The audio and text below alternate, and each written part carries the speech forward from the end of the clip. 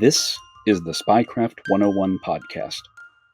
Welcome to your clandestine classroom.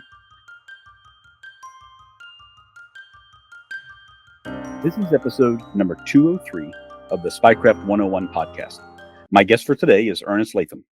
Ernest is a graduate of Dartmouth College and Roosevelt University. During his career with the U.S. State Department, Ernest worked all over the world, including Lebanon, Saudi Arabia, and West Germany. From 1983 to 1987, he was assigned to the U.S. Embassy in Bucharest, Romania, as a Cultural Attache, where he was under constant surveillance by the Romanian Securitate intelligence organization as a suspected CIA case officer. Following his retirement from the State Department and the collapse of the Romanian government at the end of the Cold War, Ernest was able to get access to the counterintelligence file compiled by the Securitate in the 1980s.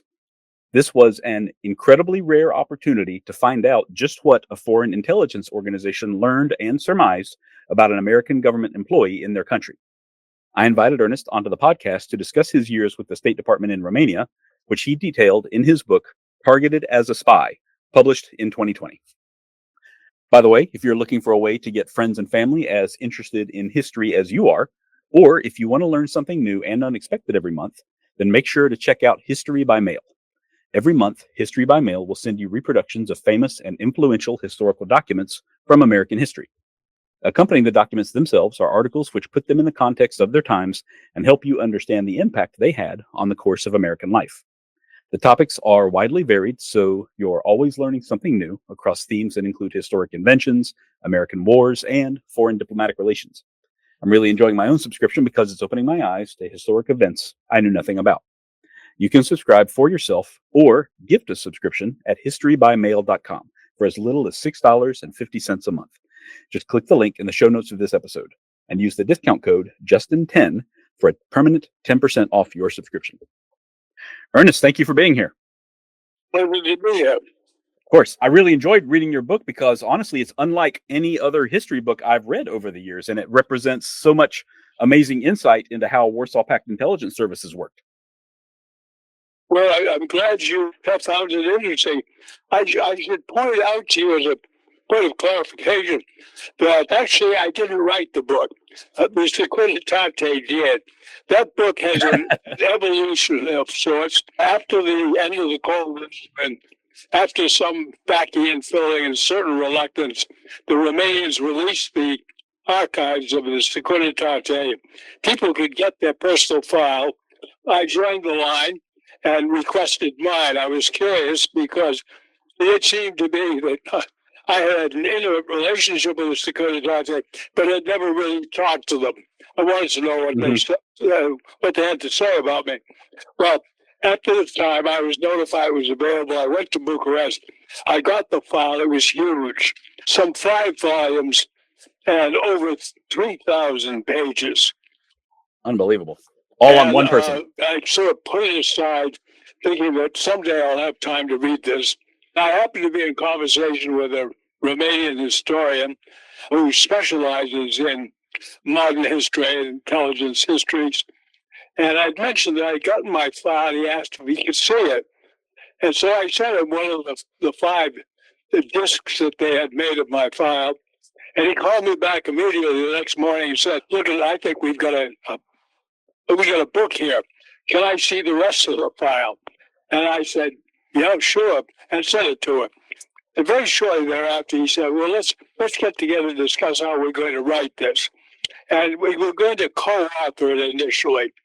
And then I decided, no, I don't think this will have as much value if I have my hands in editing it as if I don't. And other professional historians make the selection. And so we left it that way. I did write a long introduction, placing the file in my idea of context, but I had no choice whatsoever. I would not touch the actual selection of the documents. Well, it was eventually published by Editora Militare in Bucharest. It was a large, glossy book, about 600 pages. Mm-hmm. And that story, of course, all the original Romanian was kept. And then I was approached by an American publisher who would like to do an English version. Well, no American publisher wants 600 pages about Ernest Latham. So there clearly was going to be cut down again. And we enlisted the aid of the British historian Ernest Latham, who specialized in Romania. And he did the cut from the Romanian down to the English version, which is, as you can see, under 300 pages and is considerably more streamlined. My original introduction, as well as the introduction by the Romanian historian, has been retained. And then as an appendix, the American editor, Ernest Latham, did a short essay at the end, placing it in context. Mm-hmm. So that's basically the story of that book. It's about me, and it is my file, but I really didn't like any of it except that introduction I mentioned, and I left it entirely in the hands of professional historians. Yeah, just like I said, I mean, it was unlike any other history book I've read, and it's such an amazing opportunity, but clearly it represents a challenge too. And, I really think that you probably made the right choice by handing it off to another historian, because you have this, you clearly have some sort of personal and subjective bias about your own activities in country and that sort of thing. So I think it's great that you had sort of a third party there that was involved in editing it down for the reader as well. So he convinced you to write the book, and it seems like it's doing very well right now. I would like to talk to you. I want to go back before your time in Romania, though, and just talk a little bit more about you and kind of your path that led you there. So can you start just by telling me a little bit about your military career and early days in State Department and what led you to Romania in 1983? Yeah, I can. My military career, I was born in 1938, graduated from Dartmouth in 1960. We're in the height of the Cold War. And you recall that they built the Berlin Wall in the summer of, I guess it was 65. My draft board was looking at me, and the Berlin Wall was earlier than that. But in any case, the draft was on. I was eligible. I was a healthy, single male American.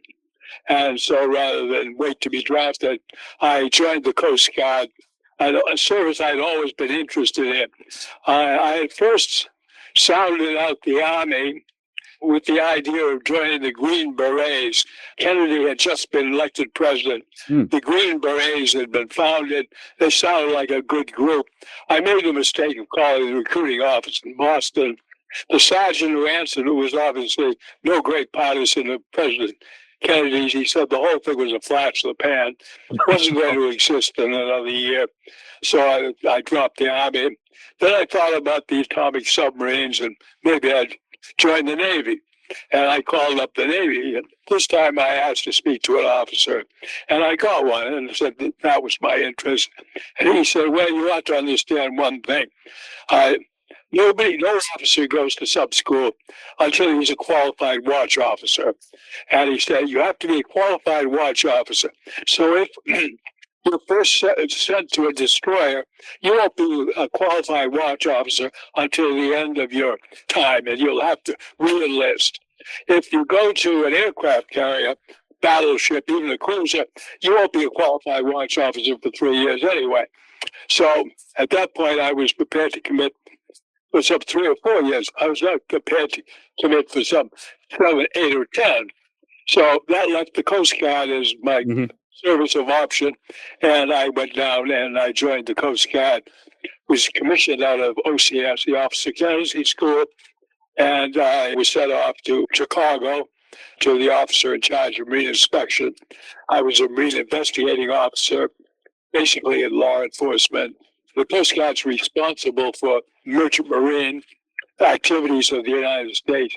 We license merchant marine officers. We inspect the ships for safety of property and men at sea.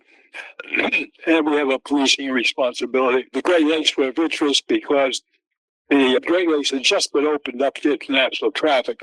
The Eisenhower locks had opened on the St. Lawrence Seaway. And we were getting a lot of foreign vessels in, including from special interest vessels, meaning vessels that came from the communist world. So it was a busy time, and I kept very busy for 3 years. When I went to night school, got my master's degree, and came out, spent a year in academic work, teaching, and decided I wasn't going to make a career of that. Took the exam, joined the Foreign Service. I was immediately sent to the Arab world, first to Lebanon for Arabic language training, and then to Saudi Arabia. By that time, of course, the June War had taken place, and we'd lost a number of our embassies in the Middle East as a result. And I was a relatively young officer, and they were farming us out to other areas. And they asked me if I was willing to go to Vienna. And you have to understand, particularly from my wife at that time's point of view, that more time in the Middle East or an assignment in Vienna didn't leave any choice. So I went to Vienna, sort of refashioned myself as a Cold Warrior, and spent the rest of my career basically on Cold War issues. And that, of course, included the 4 years I spent in Romania. From Saudi Arabia, I was transferred to Vienna. From Vienna, I went into Greek language training, went to Cyprus, went from Cyprus to the American military government in Berlin, came back to Washington for a very brief tour, and went out to Romania. Completed my career with a 3-year tour in Athens, came back to Washington, and retired. And that was really the story of my life in terms of the government, but not by any means the end of my life by the matter of Romania, which by that time I had quite an interest in. And I went back to Washington in 1993, which basically was just emerging from the Cold War. There was a great deal of curiosity about Romania, and so I did a lot of lecturing on the subject. I did a course on Romania for the Smithsonian Institution, and I went back to the State Department and taught the advanced area studies of Romania and Moldova for the Foreign Service Institute, which is the training ground for Foreign Service officers. And then it was around 2000, applied for a professorship in Fulbright and went back and taught in Romanian universities for 2 years, basically as a resource person on the subject of the Cold War. And I've retained my interest in Romania ever since. And we have to footnote this by saying that in the process, I married a Romanian poet whom I had met in Washington. She was the cultural attaché in the Romanian embassy, and we got married about 10 years ago, and she happens to be sitting in the room with me right now. Wonderful, wonderful. Yeah, I saw her mentioned in the book there. That was fantastic. Ernest, I am curious. You clearly mentioned some very fascinating locations. Vienna, Austria, and Saudi Arabia, and Athens, Greece. But clearly, Romania is near and dear to your heart in a way that the others are not. Why is that? What was it that stood out about your time in Romania that kept you attached to that country and that culture and that history? Well, all of the above: the culture, the history. And then the personal aspect, that is to say, when I got assigned to Romania in 1983, in late spring, of course, it responded to something which was of interest to me already. Romania had come up on my horizon twice. When I was in Cyprus, I saw a magazine which had these pictures of the famous painted churches of Romania, which are unique in the Orthodox world, indeed in the Christian world. They're very beautiful churches with this folk painting on the outside, not on the inside as you would expect in most Orthodox churches. And I kind of vowed someday I would go there. And I was married in 1979 to a woman I'd met in Berlin on the assignment. And when we were looking around for a place to go on our honeymoon, she'd been living in Europe for a number of years. I'd been in and out of all kinds of countries in Europe. In short, there were only 2 countries to go on our honeymoon that did not have a ghost for one or the other of us. And those 2 countries, those 2 ghostless countries, were Albania and Romania. And Albania, of course, was out of the question for an American diplomat at that time. It was an absolutely closed, hidden kingdom. So that left Romania. So we went to Romania. We went up, rented a car, visited the painted churches, and came back. Well, that really whet my appetite for more of Romania when the opportunity to go as a cultural attache came up on the board. I grabbed at it, but my wife did not share my enthusiasm for Romania, and she filed for a divorce, which she indeed got. But not only did she have no enthusiasm for Romania, and apparently for me, she did not have very well-developed family instincts and left me with the care of a 3-year-old daughter. And this, of course, was very interesting. It leads into the answer to your question, because normally speaking, in those days, for obvious reasons, the State Department did not assign officers to the communist world who were not married and in a stable relationship. Right. But the position of cultural attache had gone vacant for so long. They had already invested a great deal of money in teaching me the language, and I wasn't going out with a wife, but I was certainly going out with a family, and so they let me go as quite an exception. So now I'm in Romania with a 3-year-old daughter, and I have to set up a situation where she is thriving as well. And it wasn't enough that I was enthusiastic about being there. I had to make it pleasant for her. And I was able to locate wonderful old retired Romanian women who came in to take care of her. And looking back on it now, they were also taking care of me. And she was in a schooling situation which was perfect. Being as young as she was, I had her in the French school. And within a year, she was speaking fluent Romanian and French, not to mention English, at a 3 or 4-year-old level. So that was working out perfectly. And I'll always be grateful to Romania for that. And it was a great deal of the impetus for staying on as long as I did. The normal tour in Romania was 2 years. It was understood to be what we call a greater hardship post. It was based on the surroundings, the surveillance, the general unpleasantness of living in what was perhaps the most oppressive communist regime in Europe at that time. And there were any number of people who simply turned down assignments in Romania. There was one secretary who was assigned to Romania when I was there, who came in after the embassy closed on a Friday. When she finally turned up for work the following Monday morning, she'd already written a letter curtailing the assignment. That's all it took. Gives you an idea. Well, I had this wonderful situation with my daughter. I was in a place where I felt I was, to use the metaphor, in the belly of the beast. I mean, all of my life I had been focused on Cold War issues in one way or another, and this was it up close and intimate. And I felt I could make a difference, or at least I flattered myself I could. So at the end of my 2 years, I not only didn't welcome another assignment, I extended for a year. At the unheard of 3rd year, I extended for a 4th year. Well, had I tried to extend for a 5th year, then undoubtedly it sent out a public health service psychiatrist to yank me home. And years later, I tried to use that hardship post, which was, as I've already explained, no hardship for me at all, as leverage to get something good. And I was speaking to this personnel officer, and I said that, look at it. I not only stayed for 2 years, I extended once, I extended twice.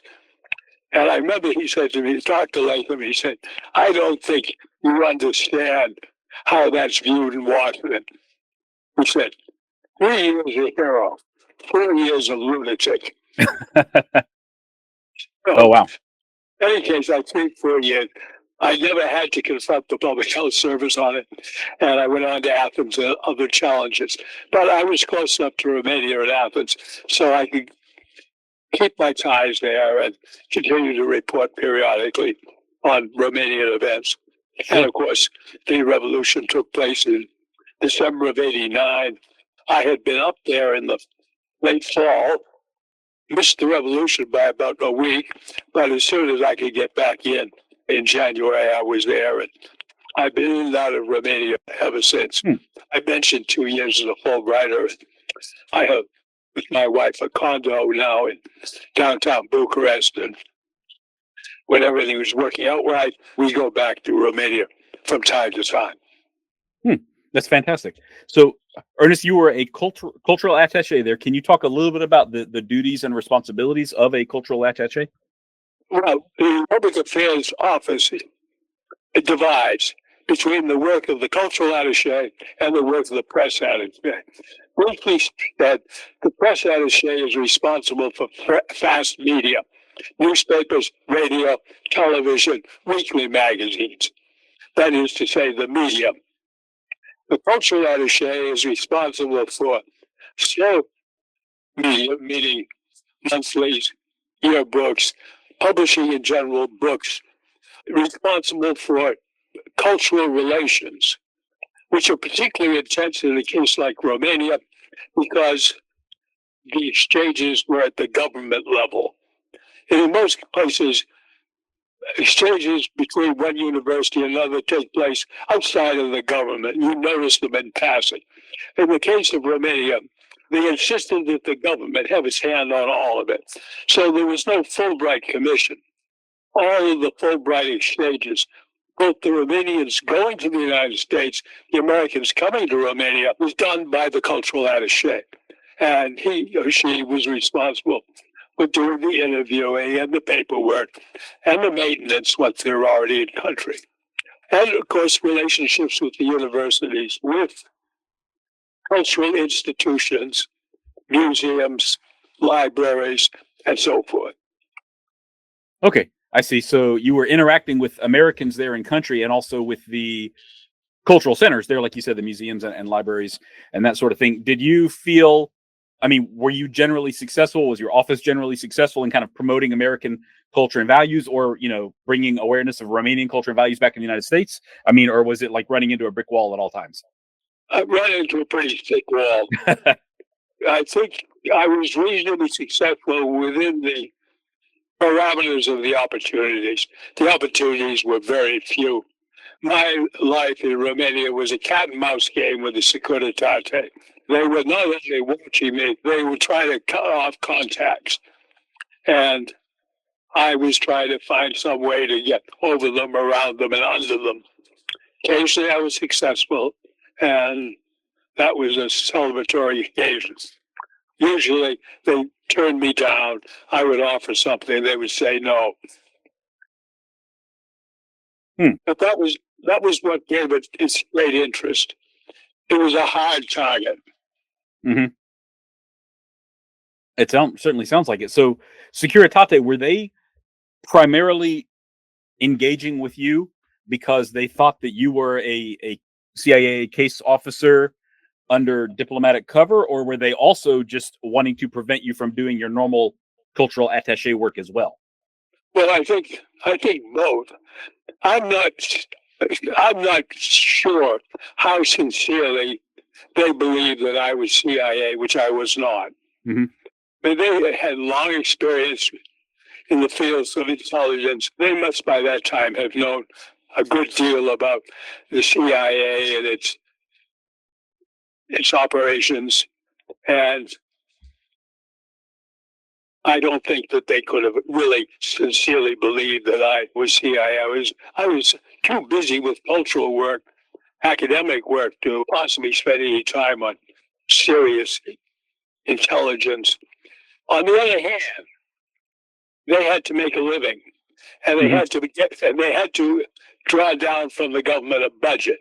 And so the more CIA agents they could identify in country, I suppose the more useful they looked, and the more attention, favorable, positive attention they would get from the communists.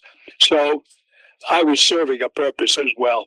Okay, I've got you. So actually, like, generating all those reports on you, that was benefiting them as well. It wasn't just more work, you think? Oh, I think so. I'm absolutely convinced of it. And then there were absolutely incidental benefits for them. This was a time of great deprivation in Romania, and food was hard to come by, and the whole economy was careening over the cliff. And I provided them an opportunity whenever I went to a restaurant, as I frequently did with American visitors or even Romanians that I was trying to interact with, inevitably there would be at least one Securitate agent positioned at a nearby table. And it was understood that my conversations were being taped, and that's confirmed by the file. There are a number of my meetings in restaurants which are reproduced word for word in the file that you're probably holding in your hand. And so it gave them a chance for a good deal at a good restaurant. And it's clear that they took up the opportunity, and my file is replete with receipts for meals at these restaurants where they would return to their headquarters and submit their bills for reimbursement. The one that I particularly enjoyed was the one who didn't eat anything but had 4 beers. And I would love to have been able to identify his report. Yeah, got a little more incoherent as time went by, perhaps. Yeah. Well, so I'm curious, they were obviously all over you. Did you spot the same people time and time again, or did they all have like a certain kind of look about them, or was it just assumed that somebody in earshot was Securitate? Well, you could usually spot them because they were hiding themselves very assiduously, in part because they didn't want to. They wanted to keep us on our toes. They wanted to make it very clear to us that we were on a short leash. And they were relying very heavily on informers. You'll see in that file that you're referring to that many of the reports are done by basically third parties, informers. And they're being directed, monitored by Securitate officers, run by them. But the Securitate officers themselves are not putting their hands on me directly. Right. Yeah, I think that you mentioned in the book that Securitate had something like 130,000 informants at one point. That's an incredible number for a fairly small country, it seems. Well, it is. And it was at least that many. There's been a dispute. You can go to one of Dennis Dilettante's books on the Securitate to see the parameters of the informer network. But the informer network made up a great deal of the Securitate's reach in the society. Yeah, certainly seems that way. So through looking at your own file, did you learn that anyone you were close to had been an informant all along? Like, were there specific names or details that, tied to one individual that you knew? Oh, yeah, absolutely. Any number, I've been able to identify them. But you understand, I was prepared for this. I knew what it was going to be like working in a communist country. And so I didn't take offense. I knew that they were doing this to further their careers, to protect their families. So I didn't regard it as a betrayal in any sense that people who were posing as friends were also informing on me. Nor do I to this day hold it against them. In some cases, I've had the pleasure of talking to people who contributed to my file as informers. There was one a Romanian diplomat who was stationed in the foreign ministry I had considerable contact with. And I talked to him after the end of the Cold War. And I was, at that time, waiting to get my file. And I said, what do you think is going to be in it? And I remember he replied to me, he said, well, there's going to be an awful lot of trash in it. There are going to be reports written by people who never met you, never saw you, and dreamed the whole thing up.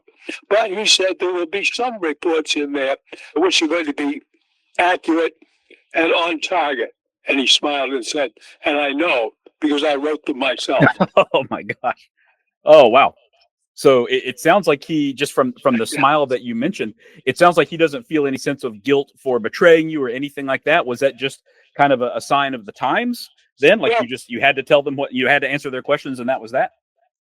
Yeah, I don't think he felt the slightest bit of guilt. He was, as I say, a diplomat, an aid agent of his government. He was going to do what he was asked to do. Yeah, I mean, you're a foreign government employee in his country, so I guess he doesn't necessarily owe you any loyalty or anything, but I also understand he doesn't have a whole lot of choice in the matter either. I don't think he did.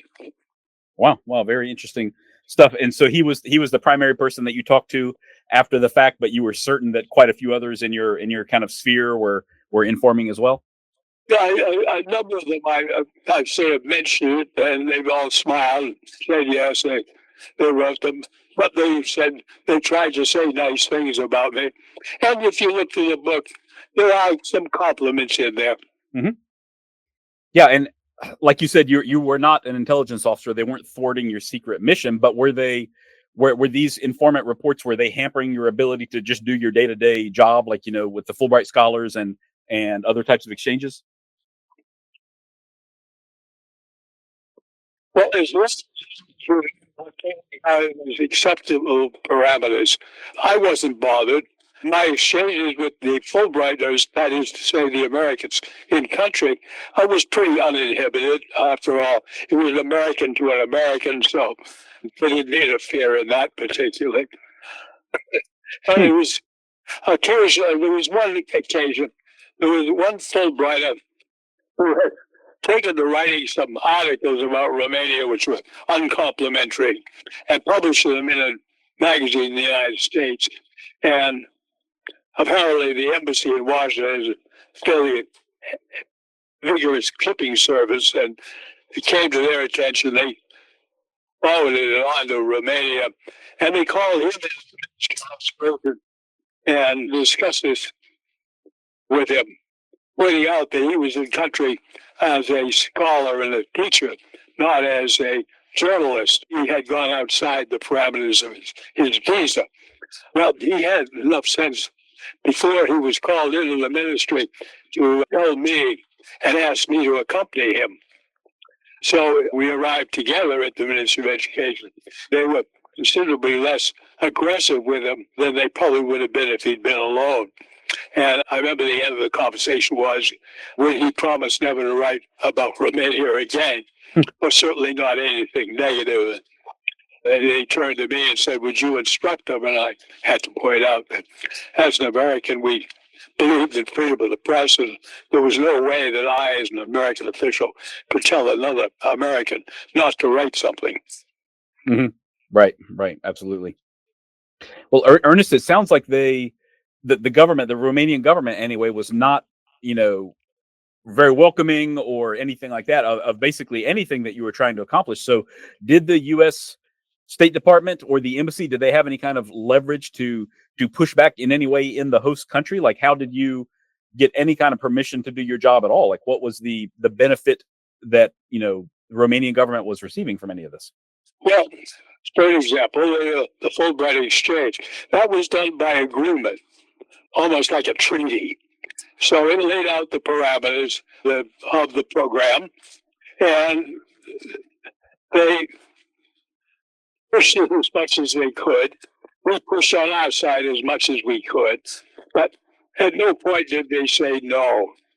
They always kind of grudgingly agreed in the end.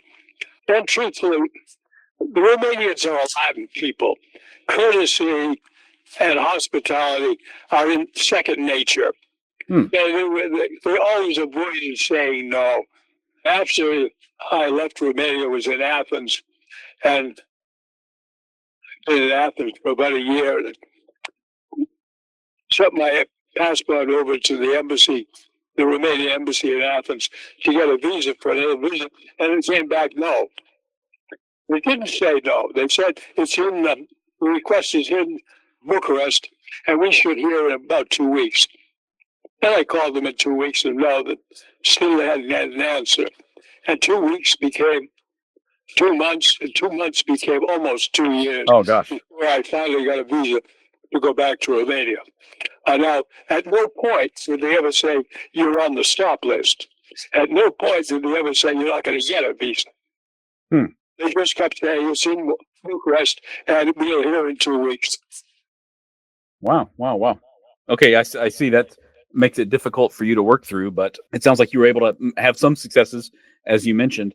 I want to go off on a tangent briefly, Ernest. Early on in the book, in your foreword, you talked quite a bit about the levels of corruption and the black market that was ongoing when you arrived, and that was just absolutely fascinating to me. Can you talk about that kind of economic hardship and what that led to within the local economy? Well, had apparently made a decision that he was going to pay off the national debt, which was being held by Western countries, to include the United States. To do that, of course, he had to get hard currency. He had incurred the debt in hard currency. He was going to have to repay it in hard currency. The problem came how to get hard currency. And the obvious answer was earn as much money as you could in hard currency countries, which meant exporting. And the one thing that Romania had to export was food. At that point, Romania was, as it still is, a very largely agricultural country. Some of the best soil in Europe, black soil that's as good as anything in Ukraine, in Romania.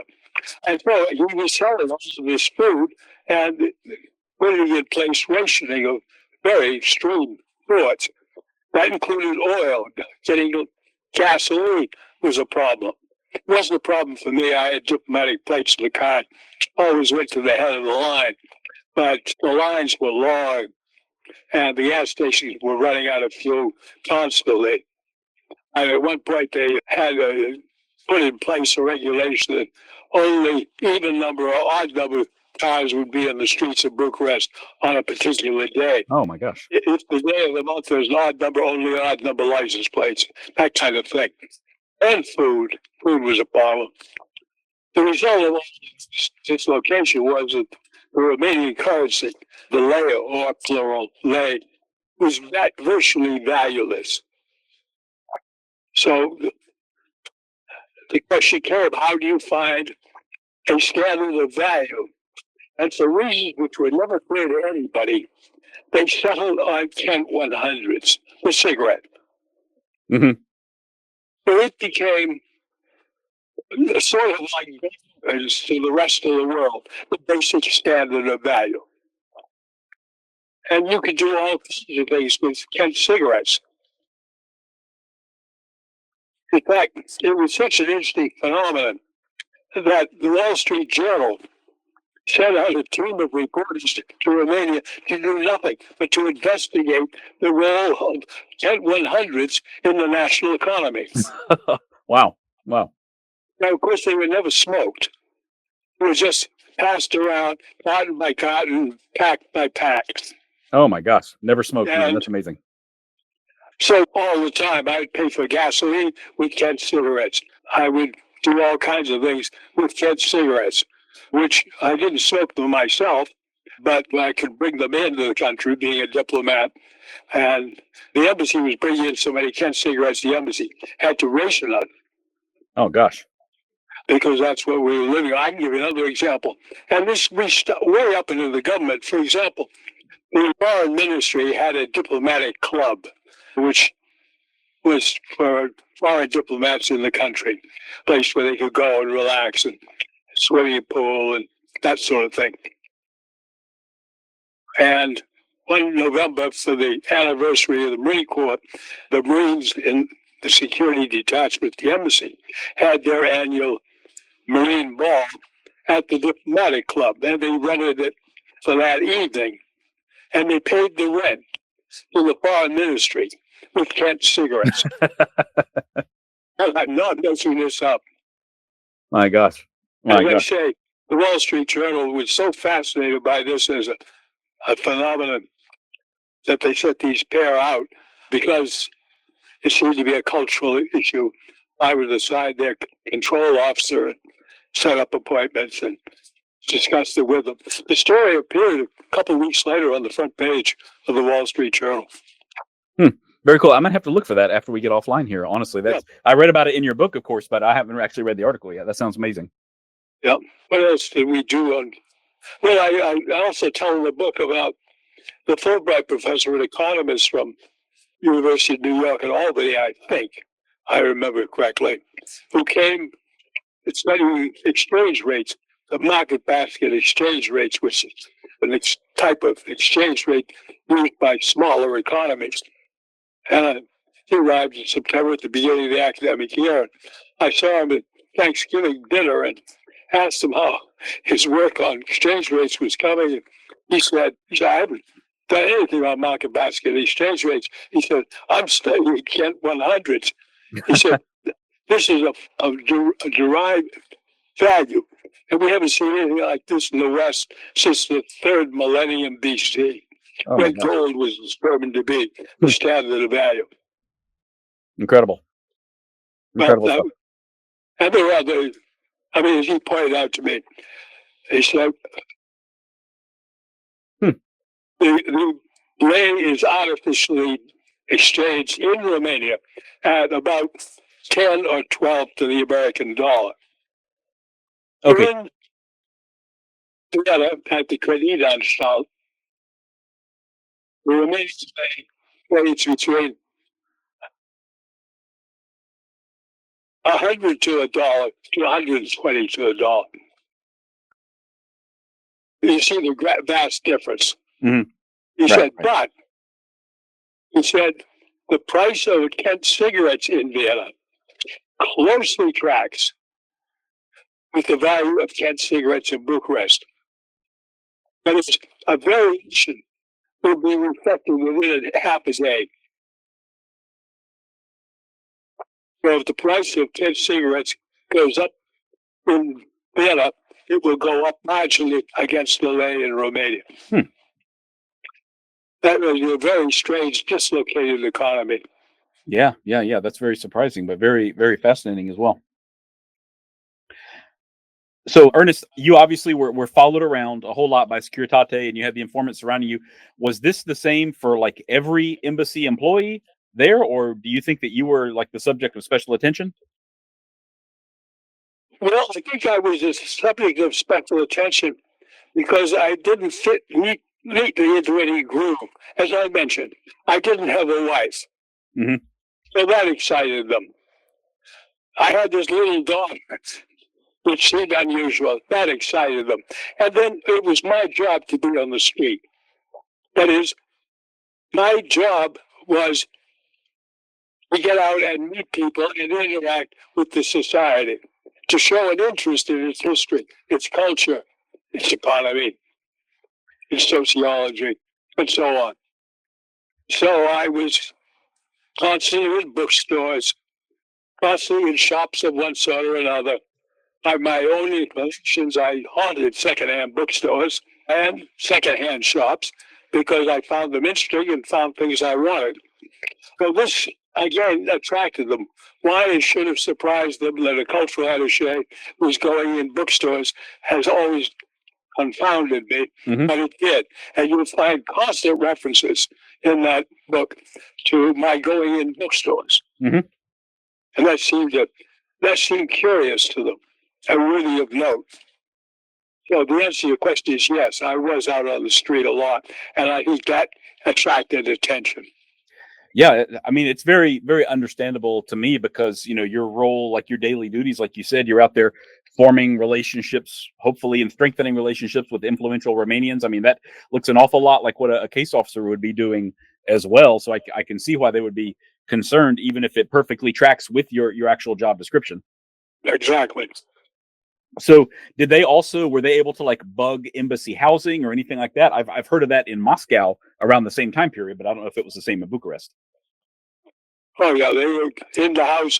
My phone was tapped. That was obvious. I could hear them tapping it. And they came in the house when I wasn't there, I remember. And they made it very clear. They wanted me to had. For example, I came back one weekend with my daughter, and there were cigarette butts on the floor of her bedroom. Well, my daughter was then, 4 years old. She would not smoke. Smoke. And so that was obviously a plan, just to signal to me that don't forget we're here. Okay. Yeah, I can see how that would be a little bit unnerving, especially in her room, even if it's ultimately harmless. But yeah, they can see everything and get anywhere they want to. Quite a power play there, certainly. So you mentioned, of course, that you were kind of surrounded by informants as well. I think also you had a very funny story of what I would call like an attempt at like a honey trap on you or on embassy employees anyway. Can you talk a little bit about that? The model who came to the embassy? Well, it only happened once. I was upstairs with the librarian, American Library, a very nice lady named Kiki Munchie. And we were talking. I got a phone call downstairs that the Marine guards had somebody who had come into the embassy and I wanted to speak to the cultural attache. Well, it was rare enough that any Romanian would just wander into the American embassy. So I went down and got her. And she's a rather attractive young lady. And she said that what she needed was the address for Mircea Eliade, Romanian, who was a professor at the University of Chicago, very famous historian of religion.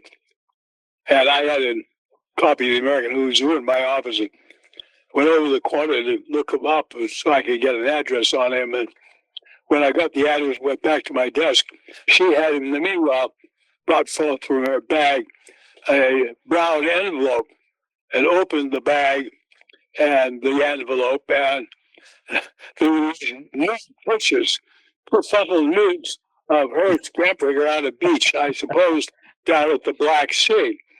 And by this time, we were no longer interested in Mircea Eliade. She wanted to know what her chances of getting a job in the United States were. She was thinking of possibly modeling.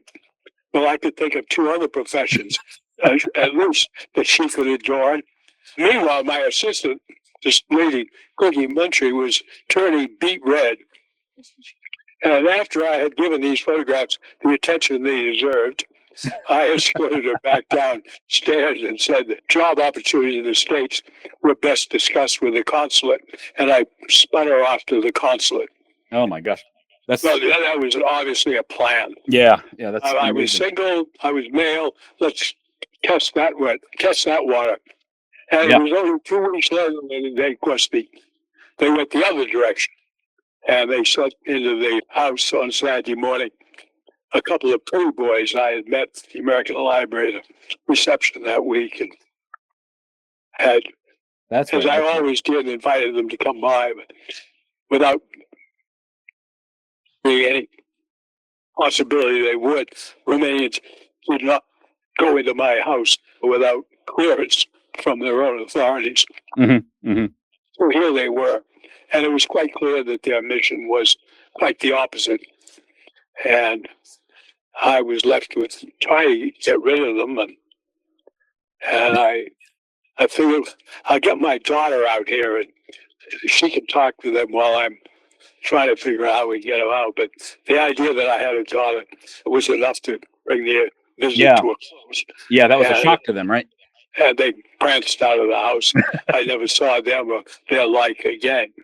And that was the end of it. I never got any other bites, as it were. That's fascinating. I've done a whole episode on history of honey traps, and I have to say that, what happened there in the embassy, that's the most brazen approach that I can think of, honestly, especially right there in front of Kiki. So there was no subtlety to it whatsoever. Yeah, that's astonishing stuff. And I don't know why they would do anything as stupid as that, but they did. Mm-hmm. Unless they just need to check the box, that there was a list of things they had to do to identify this individual, and that was one of them. And once that box was checked, it didn't have to get opened again. Yeah. I can see that. I can certainly see that they have to show some measure of progress or effort or something like that, I guess. But yeah, it seems like hard pressed to work even on like a very weak-willed kind of guy, a guy who could be easily compromised, not necessarily in front of his female coworker, on duty in the office. That seems crazy to me, but that's what struck me as a pretty lackadaisical. Yeah, absolutely. So when you eventually, years later, you get this file, and can you talk a little bit about the file itself? Like, what were some of the accurate assessments? You said that some of the reports turned out to be very accurate. What were some of the accurate ones? What were some of the times that they misjudged you or misunderstood, what you were actually trying to accomplish, that sort of thing? Like, what was it like to read about your life from another perspective? Well, it was very informative. Most of them were, as you'll see, were travel logs. That is to say, they were following me around.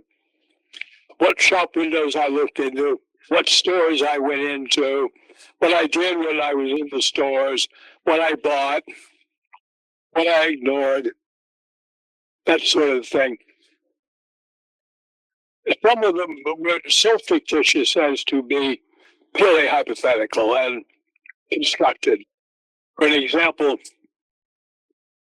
one conversation was reported with, not with me, but with my driver, a man who had been with me for the full 4 years, had driven my daughter to school and back, and knew my work and my patterns very closely. And he was alleged to have said, his colleague, this other driver, that I was in Romania as sort of a rest from an assiduous assignment as the CIA chief of NATO in Western Europe. Well, there are also two countries that I have been stationed in at that point in Western Europe. One was Vienna, and the other was the military government in Berlin. And if the CIA has a chief of NATO, which I doubt, you can be sure that it was never 100 miles behind the Iron Curtain in Berlin, Right. nor was it in a spy-riddled city like Vienna. Mhm. So it was a total fabrication. Furthermore, he knew the schedule that I was keeping up, and he cannot have believed that this was a rescue for anything. But still, it's in there, and he is alleged to have said it. So that was a total fabrication. Why he did that, I have no idea. Or if he did, I don't know. He may have done it to heighten his own prestige. He had this very important man he was driving around town, or he may never have said it. The other driver may have fabricated the whole thing. Okay, I see. And I do recall in your file, one of the earliest reports said that, I think it was when you were on your way from West Germany, maybe it said that you had spent 6 years in the U.S. Army as an officer, but as you said earlier, you were in the Coast Guard, not the Army, so they were Right, never getting was their, in the Army at all. getting their wires crossed there. They somehow got that screw. I think since I was in West Berlin, they just assumed I must be Army of some sort, because that's the only military we had in Berlin. Yeah, understandable there, I guess. So that Coast Guard there. Yeah, but that's kind of one of the failures of intelligence. Is when an assumption gets written as fact in a report, and then further assumptions are made from that potentially. So maybe some sloppy work on their part, and they misjudged you right from the beginning. Yeah, I mean, I don't know how they could have included that. I never made a secret of the fact that I was a Coast Guard officer. Mm-hmm. I didn't wave it around, of course, but I certainly never pretended I was an Army officer. Right. Was there anything like major in the file that surprised you, like the depth of surveillance, or some of the certain informants against you, or anything like that, or operations that you never knew about, for example? No, I mean, with no surprises of that sort. I just always assumed that I was under complete surveillance, Mm-hmm. and that any Romanian who had contact with me, if they did reporting on it. So there were no surprises in that sense. I wasn't that naive. Yeah, that makes sense. You were a pretty seasoned, service officer by this point, I guess. Yeah. Okay, understandable. And so, like I said, this has just been such a fascinating perspective on what was going on. And I don't think it was mentioned in the book, or we haven't talked about anything, but you're probably very familiar with this German film called The Lives of Others. Oh, indeed, I am. Yeah, so that's my all-time favorite espionage film by a mile. And, certainly some of the scenes from that feel like they're lifted from your own life, especially at the very end. There. The film is very, very evocative for me. The Stasi, which is, of course, the East German intelligence offices, was more sophisticated and smoother than the Securitate. But I could recognize the similarities immediately. Yeah, it's an extraordinary film, and it's I can't say enough good things about it, honestly. And it's so great to talk to someone like you who it really resonates with your own personal life and your personal experiences. Not that far from East Germany, really, and during the same time period as well. So Yeah, just can't say enough good things about it. And it's so cool that you were able to retrieve your file just as occurred in the movie as well. Yep.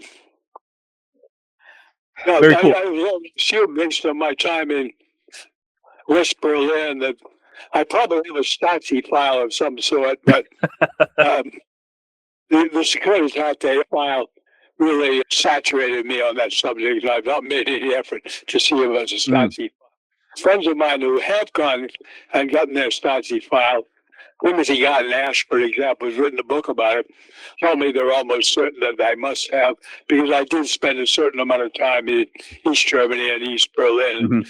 They would have picked me up on that occasion. But as I say, that's an excitement yet in my future. Yeah, I mean, they certainly generated a lot of paper, no question about it. Yep. Wow. So early on, Ernest, you mentioned that, even after your tour ended and after you retired from the State Department, you stayed very involved in Romanian affairs. So are you still doing that now? You finished your Fulbright professorship already, right? Oh, yes. That lasted until 2002. I was there for 2 years. Okay.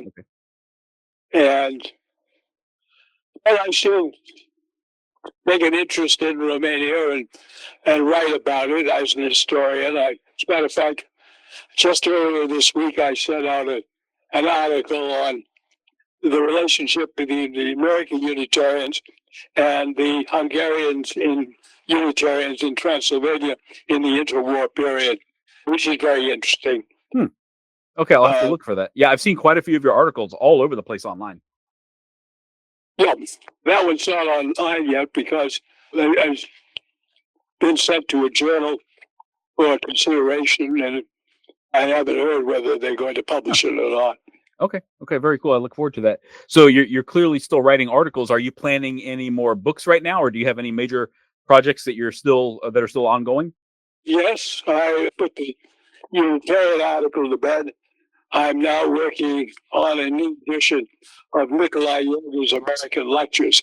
Yoga was a very prominent Romanian intellectual and historian. Came to the United States for a brief period around 1930, and he has these American lectures. And he was very busy. He traveled around the United States and wrote a book about his travels. He was in Washington, he was in Cleveland, big center of Romanian Americans. And that's what the main focus of his visit was. And I'll probably finish that introduction this month. And then I'm going to turn my hands back to a real labor of love, which is a biography of Countess Waldeck, who wrote a very important book about Romania in 1940 called Athene Palas, which I have taken an interest in and have promoted. And I put together a lot of material on it. She was in Romania in 41 and left this memoir of her time there. She was a journalist. She was, at that point, a stringer for Newsweek magazine.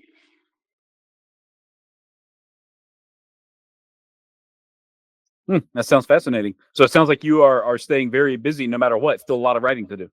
I try to. Fantastic. So, Ernest, I also have a question for you. If for the listeners, after they hear this episode, if they want to follow along, do you have like a website or social media profiles or anything like that people can follow along with your work? No, I don't.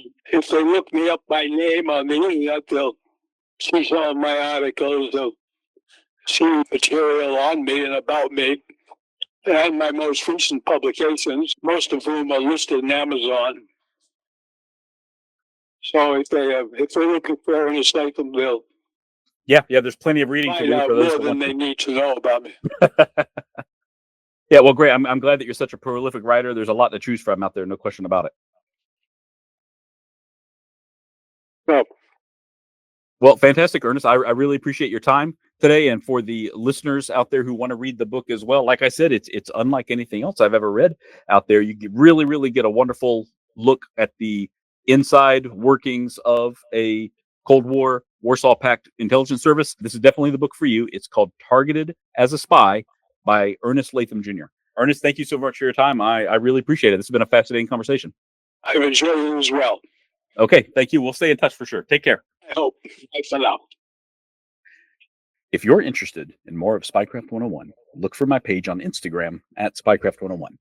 You can also find more great articles on my website, spycraft101.com.